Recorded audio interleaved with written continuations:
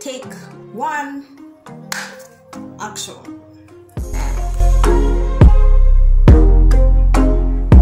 What's up guys, welcome back to my YouTube channel. Hey, my name is Mwangi. If you're new here, welcome. So the common app is open. May the games begin and may the odds forever be in your favor.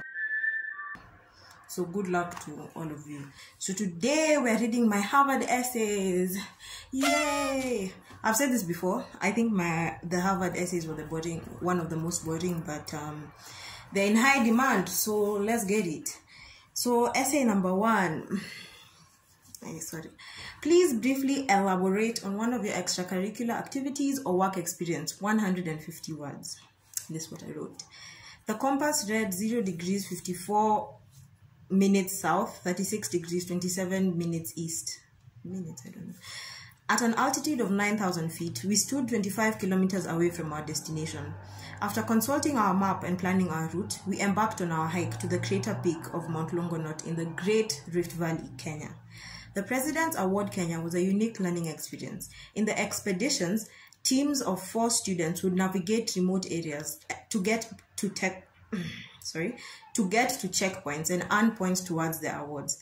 The grueling hikes taught me perseverance and determination. In climbing a mountain, there is no option but to keep moving forward without looking back. Only at the peak can you look back and truly appreciate how far you've come.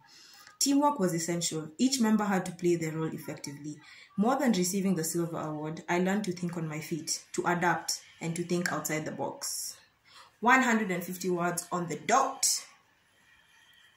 Next, your intellectual life may extend beyond the academic requirements of a particular school. Please use the space below to list additional intellectual activities that you have not mentioned or detailed elsewhere in your application. These could include, but are not limited to, supervised or self-directed projects not done as work, training experiences, online courses not run by a school, or summer academic or research programs not described elsewhere. 150 words. So, I didn't follow the instructions because they said list and I didn't list. I wrote like an essay. So looking back on that, I guess it was fine. But yeah, I didn't write a list. This is what I wrote. At the beginning of this year, 2019, I set out to read 52 books, 1 book per week. To make it interesting, each month had a theme. January was science fiction, February was romance, obviously, and September was memoirs, my favorite month. 12 months in, I will admit that I have not read 52 books. I lost count somewhere in October. However, somewhere along the way, my challenge morphed into an intellectual pursuit for knowledge and a means to gain insight into the wonders of the world. So pretentious.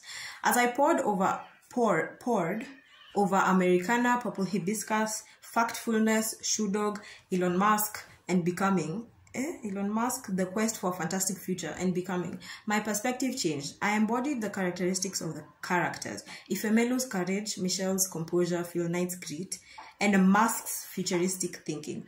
I was encouraged by the world's rapid development and progress, exposed to the harsh reality of racism, and inspired to reach for the stars. That line was so pretentious, akin to an intellectual pursuit of knowledge, but it's true. I love reading books and I challenged myself to read 1 book every week, and I did for the most part. I'm an avid reader, but I don't think I specifically answered the question the essay was asking, but yeah. So that was the most lackluster essay. It was just fine, I have nothing else to write, so I slapped an essay on it. Next, write about an intellectual experience, course, book, project, discussion, paper, poetry, or research topic in engineering, mathematics, science, or other modes of inquiry that has meant the most to you. So this is what I wrote. I'm no stranger to water shortage. Parts of Nairobi City go through bouts of it every year. Yet my experience in Machakos County, Eastern Kenya, was a rude awakening of the dearth of the problem in villages around the country.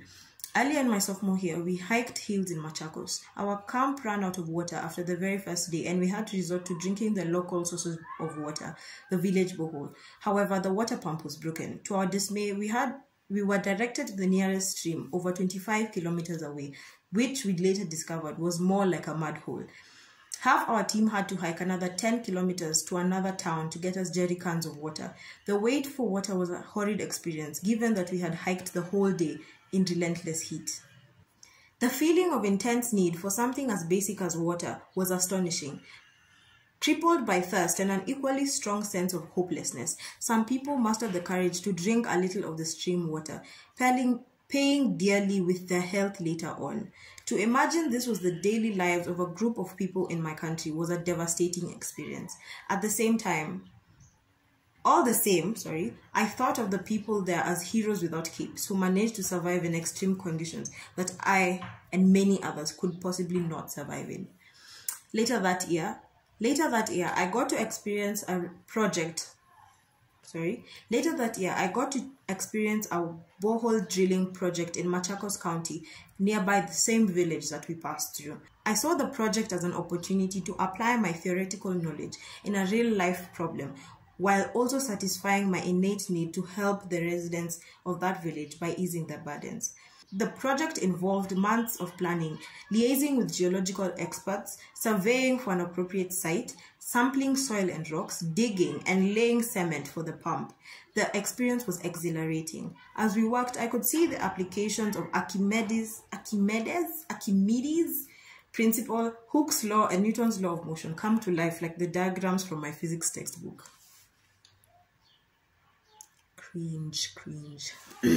I worked with builders who taught us how to operate the precision spirit level, how to calculate the ratio of sand to water to cement, and for the first time in my 3 years as a physics student, I used a vernier calipers. However, the project had some unprecedented challenges. After 3 weeks of digging, the borehole had reached a depth of over 50 meters, way past the 40 meters we expected, but there was no water. Then at 67 meters, the small metallic bucket we were using came up filled with thick sludge, mud. Finally, we had reached the water table and our project had come to fruition. The concrete was well set, the pump installed, and furthermore, 10 volunteers from the village were taught the proper usage, maintenance, and repair of the pump. All this was done to ensure that in case of disrepair, there would be people nearby to fix it. Through this experience, I learned firsthand not only the structural and mechanical challenges faced in digging a borehole and in construction in general, but also the social intricacies involved in a group project. In order for the project to be completed in the expected time frame, students, builders, club officers, diggers, and the village people had to work hand in hand, in tandem, like a well-oiled machine. Furthermore, I learned that engineering is a holistic subject that encompasses environmental and economic concerns. That is the end of that one. I reused that essay in some shape or form in literally every school, but we move regardless.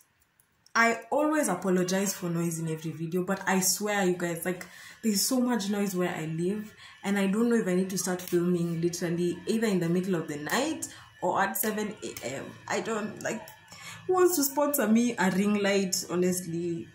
Like, next.